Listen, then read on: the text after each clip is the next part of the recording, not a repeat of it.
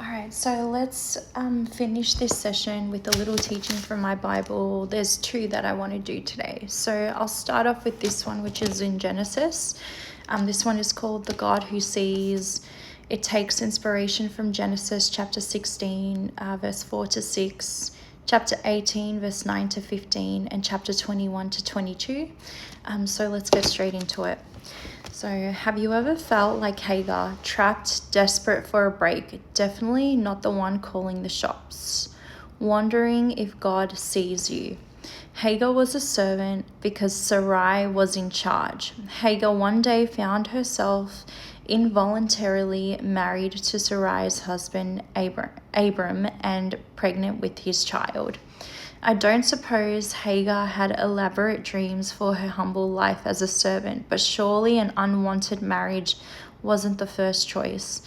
In fact, the Bible tells us that when she learned she was pregnant, she looked at Sarai with contempt. Sarai wasn't particularly fond of Hagar either.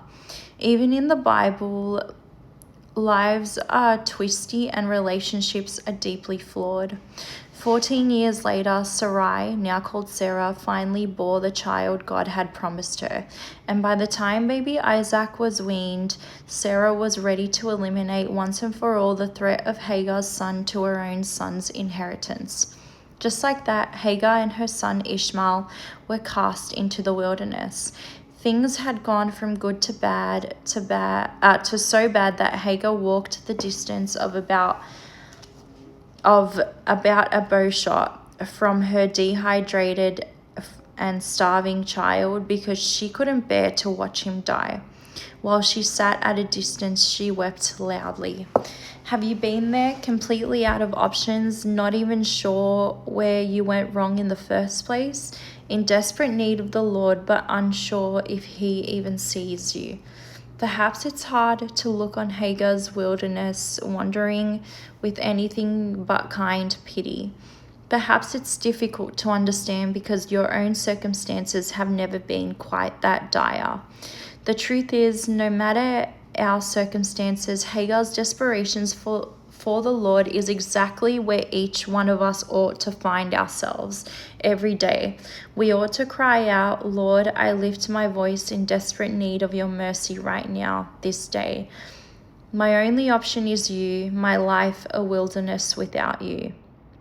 Hagar's situation was rock bottom, awful with nowhere to go but up. But do you see what happened when she cried out? God was right there. He saw her. Even in the driest desert, God saw Hagar. This is the God of the Bible. He never takes his eyes off his people. He never stops seeing them. Whether we've been unjustly knocked down and dragged out into the wilderness, or we're walking up in our warm beds with a thirst only He can satisfy. Wherever we are, God sees us. He hears our pleas and He meets our needs. Cry out to Him today. I've been in that situation so many times that I cannot even begin to tell you. And I'm in that situation again right now with personal things.